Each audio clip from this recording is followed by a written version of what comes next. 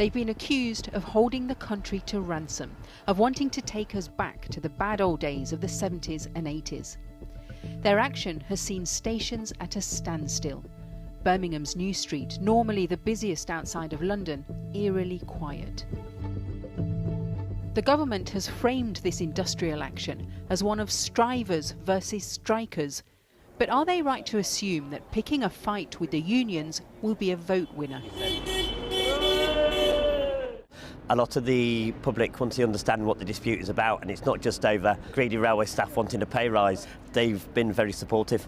Some people who can work from home have chosen to work from home. Other people have cancelled their appointments. Are you disappointed that the strike hasn't had the impact that it might have done?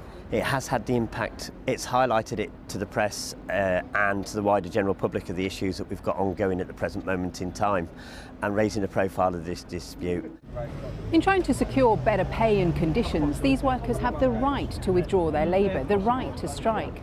But what about the rights of those who rely on the trains and the disruption that has been caused to the economy? The government is publishing controversial plans to change the law, which would allow employers to replace workers who are on strike with agency staff. Strikers could also be banned from doing overtime to make up their lost pay. The rules that we want to get rid of were introduced in 1973. That's 49 years ago. And I think we need a lot more flexibility to make sure that when unions are holding the public to ransom effectively, agency workers can be used to fill the gaps. I think it's entirely reasonable to do that. RMT industrial action across the rail network. It's not the first time it's been proposed.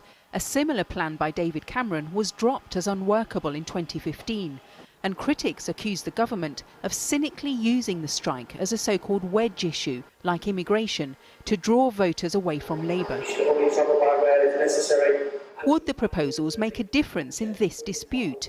Network Rail's PR chief admits not. In terms of the critical key workers, then no, because they need months and months of training to get to what they do. It's a very skilled job. But round the edges, then it could work quite well. You know, you've seen round here we've got managers who are here to help passengers and do security operations. We could have agency staff doing that instead. But given how contentious it is, wouldn't that just antagonise the situation if you brought in loads of agency staff?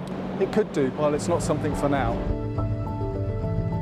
Across the country, only 1 in 5 trains ran today.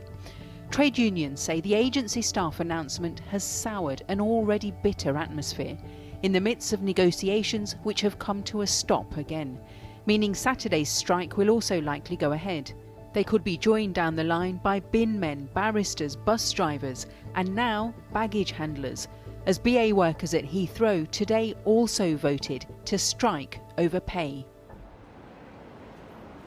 So it looks like Saturday's strike could go ahead. A key sticking point to those negotiations seems to be centring around a letter from Network Rail about going ahead with a formal consultation over changes to working practices, which would involve redundancies. The RMT has asked for that letter to be formally withdrawn. And it's an indication of just how bitter this dispute has become, that there have been claims and counterclaims about whether the government has any knowledge or involvement in that letter. One union rep said to me today that this is about the PR battle, about how this is being perceived by the public.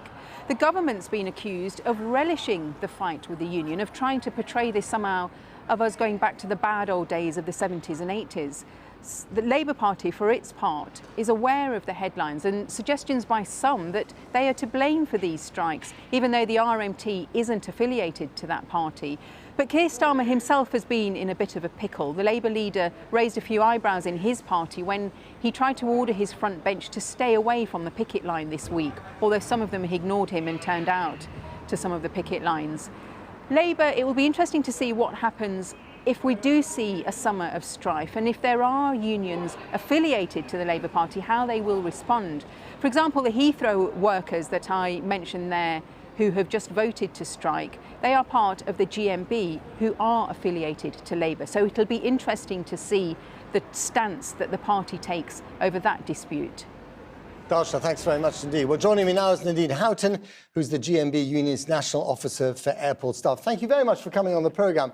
So we've had the last 2 summers ruined by COVID. Are you now in danger of ruining this summer for us? The GMB union isn't in danger of ruining anyone's summer. The blame for the strike within British Airways lays purely at the feet of British Airways and their management. This has been a dispute many years in the making when British Airways decided to opportunistically use fire and rehire to attack their loyal workforce. And the consequence of that attack is that our members are experiencing a 10% pay cut during the worst cost of living crisis in 40 years. And these are primarily low-paid working women, some of the lowest paid workers in the whole of the airline. Right, but BA has offered you a one-off 10% offer, right, increase. Isn't that something worth taking? I mean, there are people here in the public sector who would dream of a one-off 10% offer. It's a one-off payment, so it's here today, gone tomorrow. It's not part of consolidated pay, which obviously forms part of our members' pensions and increases year on year with any other pay increases. It's also a bribe. It's a bribe to stop our members from fighting to win back what they had taken from them during the pandemic. And BA need these workers to get back to profitability. BA was a profitable, very profitable company prior to the pandemic and achieved that profit as a result of its loyal and hard-working staff. Right, but they also lost £4 billion during the pandemic. Could this not be the beginning of a deal? I mean, it's their opening offer, that's what they're saying. It could be the beginning of a deal. They lost £4 billion during the pandemic, but part of that £4 billion is also £2 billion of debt that has been saddled onto BA by their parent company, IAG. And we've seen that there is pent-up demand.